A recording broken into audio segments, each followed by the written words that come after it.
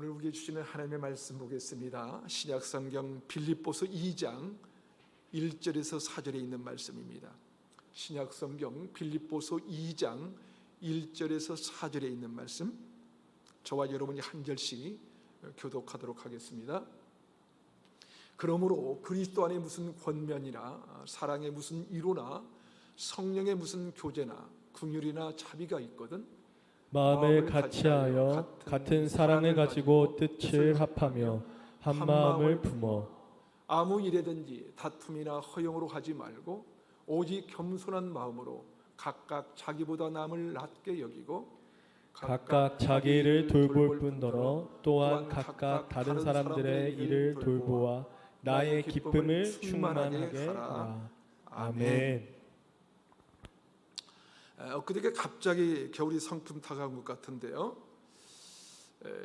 어느새 멋진 가을이 다 지나고 날씨가 많이 추워졌습니다. 여러분, 교회 옆 은행나무가 멋지게 물든 것을 보셨죠? 못 보셨나요? 아마 지난주에 못 오신 분들은 못 보실 것 같은데요. 노랗게 물든 은행나무가 얼마나 예쁜지 너무나도 참 아름다웠습니다. 그냥 그대로 추수감사주일까지만 가졌으면 좋겠다 싶었는데 지난 금요일에 이 강한 바람이 불어서 잎이 다 떨어지고 말았습니다. 가을의 정취를 채 만끽하기도 전에 겨울이 오고 있는 것 같습니다. 이제 또 얼마 후면 눈보라가 또 휘몰아치겠죠. 눈보라가 휘몰아치는 어느 겨울날 숲속 마을이 하얗게 얼어붙었는데 고슴도치 형제가 차가운 바닥에 앉아 바들바들 떨면서 얘기합니다. 멀리 떨어져 있으니까 더 추운 것 같아. 그래, 둘이서 꼭 붙어 있으면 따뜻해질 거야. 고슴도치는 추위를 이기기 위해서 서로를 꼭 껴안았어요. 하지만 곧 서로의 가시에 찔려서 아픔을 느껴 다시 떨어져야만 했습니다. 그러다가 또다시 추운 어느 겨울밤, 이번에는 조심스럽게 천천히 서로에게 다가갔습니다. 그래도 여지없이 가시에 찔려 아픔을 느낄 수밖에 없었습니다. 고슴도치 형제가 서로의 체온으로 추위를 이겨내려 했는데 서로의 가시로 인해 다가갔다가 상처를 입게 된 거예요. 그렇게 몇 번의 시행 자극 끝에 그들은 적당한 거리를 찾게 됩니다. 고슴도치들은 찔리지도 않고 너무 춥지도 않은 일정한 거리를 찾기 시작한 거예요.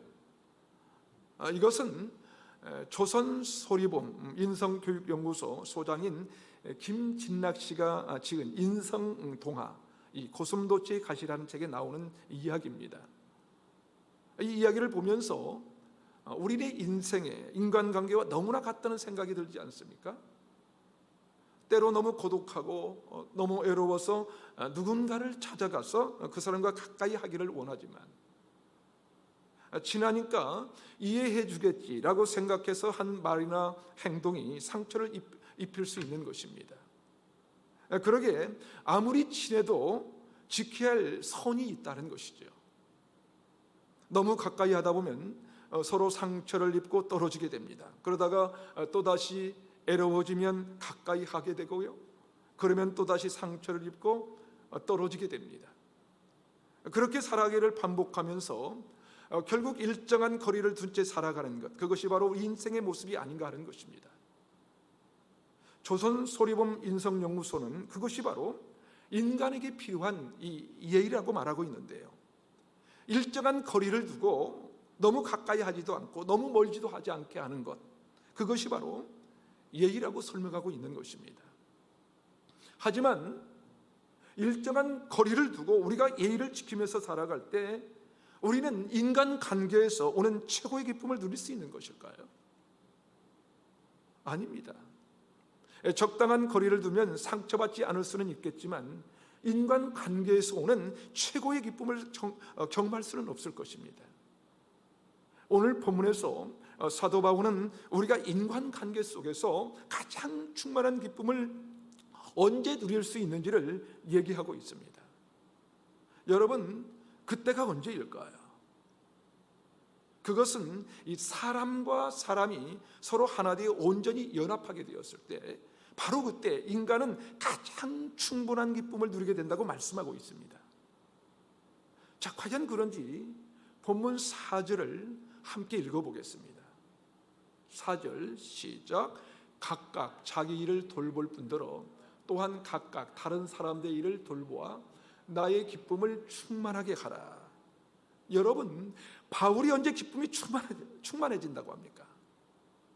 빌립보 교인들이 열심히 봉사할 때입니까? 아니면 빌립보 교인들이 아름다운 선행을 할 때였나요?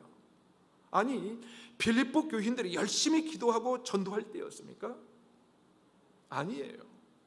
그렇다면 언제 바울은 기쁨이 충만하다고 말하고 있죠?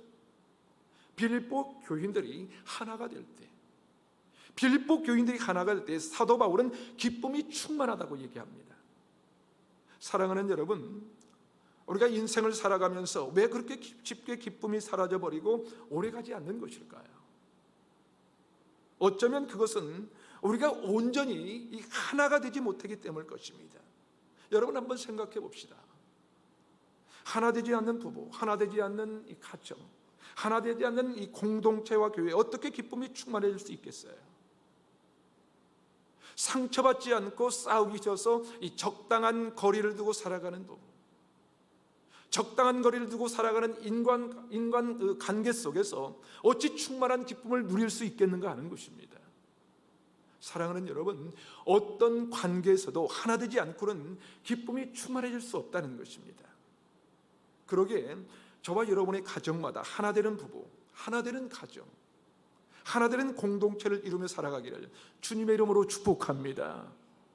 자, 그렇다면 우리가 어떻게 하나 되어 충만한 기쁨을 누릴 수 있는 것일까요? 어떻게? 첫 번째로 서로 마음을 같이 해야 합니다. 서로 마음을 같이 해야 됩니다. 빌립보서 2장 2절을 함께 읽어보겠습니다. 시작. 마음을 같이하여 같은 사랑을 가지고 뜻을 합하며 한 마음을 품어. 우리가 마음을 한번 같이 해서 다시 한번 읽어보겠습니다. 시작. 마음을 같이하여 같은 사랑을 가지고 뜻을 합하며 한 마음을 품어. 바울은 빌립보 교회가 하나 되기 위하여 가장 먼저 무엇을 말하고 있습니까? 무엇을 말하고 있어요? 무엇보다도 가장 먼저 마음을 같이 해야 한다는 것입니다. 그렇습니다, 여러분. 마음을 같이 하지 않고 어떻게 하나가 될 수 있겠어요?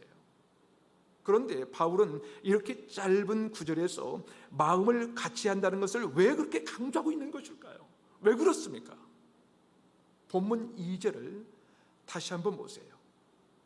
여기에 보면요, 같이, 같은, 합하며 한 마음이라는 단어를 반복해서 사용하고 있지 않습니까? 이렇게 같은 단어를 반복해서 사용하면서 하나됨을 강조하고 있습니다. 왜 이렇게 강조하고 있을까요? 그것은 여러분, 마음을 같이 한다는 것이 그렇게 어렵기 때문입니다. 여러분, 우리가 살아가다 보면 이런 말을 할 때가 많이 있습니다. 다 내 마음 같지는 않아. 다 내 마음 같지는 않아. 여러분, 자식을 키워보면 어떻습니까? 사실 자식을 키워도 자식이 내 마음 같지가 않아요. 여러분, 심지어 부부간에도 그런 마음이 있을 때가 있지 않습니까? 다 내 마음 같지가 않아. 없으세요? 저만 있는 것 같은데 아닌가요? 우리가 살아가면서 항상 이 마음이 있을 때가 있지 않습니까? 그렇죠? 다 내 마음 같지가 않아. 우리가 살아가면서 항상 마음이 같다면 얼마나 행복할까요? 그렇지 않나요? 그러나 실제 살면서 부부도 그렇게 마음이 같은 부부가 별로 없어요. 여러분, 하나님이 부부로 짝을 맺어주신 것은 우리가 부모를 떠나서 아내와 연합하여 온전히 하나 되어 한 몸을 이루라고 했는데요, 그게 쉽지가 않아요. 예를 들어서 부부가 쇼핑을 가죠. 쇼핑을 가도 마음을 같이 하지 못해서 아내는 좀 길게 이것저것 따지고 살펴봐야 해서 천천히 쇼핑을 하는데 남편들은 어떻습니까? 출발하면서부터 언제 끝나지? 하면서 가고 싶지 않은 거예요. 이왕 같이 갔으면 아내가 옷 하나 사려고 여기저기 입어보고 고르고 있을 때 잘 좀 봐주면서 같이 골라주면 좋을 텐데 그렇지가 않아요. 그러면 아내는 또 촉이 있으니까 어떻습니까? 눈치를 챕니다. 저 인간이 같이 왔으면 좀 봐주고 함께 골라주면 좋을 텐데 그런 느낌이 아니거든요. 그럼 짜증이 나기 시작하는 것이죠. 남편은 남편대로 내가 피곤한데 같이 와준 것만 해도 어딘데 빨리빨리 마음에 드는 것 하나만 입으면 되지 뭘 그렇게 시간을 끄는 게 하고 생각하는 것이죠. 쇼핑 하나를 해도 부부가 마음을 같이 하지 못하는 것입니다. 여러분 함께 있지만 마음이 다르면 한 공간에 있어도요 하나 될 수도 없고 더욱이 기쁨을 누릴 수도 없는 것입니다. 그것은 부부 관계에서만 그런 것이 아니에요. 어떤 인간 관계에서도 마찬가지입니다. 심지어 교회 안에서도 마음이 다르면 행복하지가 않아요. 여러분 빌립보 교회가 그랬습니다. 그들에겐 기쁨이 없었어요. 기쁨이. 왜 사도 바울이 이 기쁨의 서신을 빌립보 교인들에게 썼겠습니까? 그들의 기쁨의 소식인 복음을 몰라서 했을까요? 아닙니다. 빌립보서 1장 5절을 보면 이렇게 기록합니다. 너희가 첫날부터 이제까지 복음을 위한 일에 참여하고 있기 때문이라. 그렇습니다. 그들은 첫날부터 복음을 위한 일에 참여하고 있었어요. 누구보다도 복음을 위해서 한결같은 인생을 살았던 사람들이었어요. 그것만이 아닙니다. 빌립보서 1장 6절을 보면요, 너희 안에서 착한 일을 시작하신 이가 그리스도 예수의 날까지 이루실 줄은 우리는 확신하노라. 여러분 이게 무슨 말입니까? 그들은 착한 일을 시작하고 한결같이 선행을 베풀면서 사람들에게 그렇게 정말 모범적인 그리스도로 살고 있었습니다. 그것만이 아니에요. 그들은 바울이 어려움에 처하자 어떻게 했습니까? 자신들의 지도자를 격려하기 위해서 에베브로 디도라는 이 목회자를 보내서 바울을 격려할 만큼 지도를 잘 섬기는 너무나 귀한 사람들이었어요. 그럼에도 불구하고 이렇게 복음을 잘 알고 착한 일을 하면서 지도자를 격려해주는 사람들이었지만 이들에게 기쁨이 없었습니다. 그 이유는 단 한 가지였습니다. 그게 뭐냐면 마음이 같지 않았기 때문이었어요. 마음이 같지 않았다는 것이죠. 여러분 마음이 하나 되지 않는다면 충만한 기쁨은 상상할 수가 없는 거예요. 기쁨이 충만한 부부, 충만한 가정, 충만한 교회 생활을 하고 싶으십니까 여러분? 그렇다면 무엇보다도 마음을 같이 해야 됩니다. 마음을 같이 해야 돼요. 부부간에, 가정에서, 일터에서, 교회에서 마음을 같이 한다는 거예요. 그럴 때 충만한 기쁨이 몰려오게 되는 것입니다. 한 걸음 더 나아가서 우리가 어떻게 하나가 되어 충만한 기쁨을 누릴 수 있는 것일까요? 두 번째로 무엇보다 겸손해야 합니다. 무엇보다 겸손해야 된다는 것. 좀 전에 말씀드린 대로 충만한 기쁨을 얻으려면 마음을 같이 해야 합니다. 그런데 그것이 정말로 어렵다는 것이죠. 참으로 어렵습니다. 왜 우리는 서로 마음을 같이 하는 것이 그렇게 어려운 것일까? 왜 그렇습니까? 그것은 우리가 겸손하지 않기 때문입니다. 오늘 보면 3절을 함께 읽어보겠습니다. 3절 시작. 아무 일에든지 다툼이나 허용으로 하지 말고 오직 겸손한 마음으로 각각 자기보다 남을 낮게 여기고. 마음을 갖추기 위해서 뭐가 필요하다고 합니까? 오직 겸손한 마음이 필요하다는 것입니다. 이 겸손이 얼마나 중요한지 사도 바울은 오직이라는 단어를 사용합니다. 오직이라는 단어를 붙였습니다. 다시 말해서 겸손하지 않고는요 절대로 마음이 하나 될 수가 없다는 거예요. 사랑하는 여러분, 그렇다면 여러분은 겸손하십니까? 오늘 본문은 겸손하지 못한 모습과 겸손한 모습을 각각 이 두 가지로 표현하고 있는데요. 먼저 겸손하지 못한 모습을 두 가지는 뭘까요? 다툼과 허영입니다. 다툼과 허영. 여기서 이 다툼이라는 단어는 헬라의 원어로 에리데이아라는 단어인데 자기 중심이 만들어내는 이 분리주의입니다. 그러니까 다시 말해서 자기와 관계되는 것만 중요하게 생각한다는 거예요. 자기 가족, 자기 자식, 자기 팀, 오로지 자기밖에 없어요. 자기밖에 몰라요. 자기 자식은 기도하려고 이름만 떠올려도 눈물이 왈칵 쏟아지는데 다른 아이들을 생각할 때는 아무런 마음의 감동이 없는 거예요. 자기 것만 챙기고 다른 것에는 아무런 관심이 없는 것이죠. 그것이 바로 이 다툼이라는 이 단어의 근본적인 의미입니다. 자기 중심적인 사람들은요, 평상시는 유순하고 아무런 문제가 없는 것 같지만 자기 영역에 이 조금만 문제가 생기면 그때는 아주 강렬한 이 다툼이 일어나게 됩니다. 그렇다면 허영은 무엇일까요? 허영은 자기가 별것도 아닌데 자기가 대단하고 생각해요. 자기가 대단하고 최고라고 생각하는 거예요. 자기가 모든 것에 올바른 생각과 판단을 하고 있다고 생각하는 것이죠. 그래서 이 허영에 빠진 사람은 자기 생각과 자기 의견을 굉장히 중요하게 생각하는 것입니다. 그러나 허영에 빠진 사람에 대해서 제럴드 호드는 빌립보서 강의에서 이렇게 말했습니다. 허영이 동기가 되어 움직이는 사람들은 자기가 바른 견해를 가지고 있다고 거만하게 주장하지만 실은 오류에 빠져 있는 사람들이다. 헛된 허영이 있는 곳에는 화합이 있을 수 없다. 무슨 말입니까?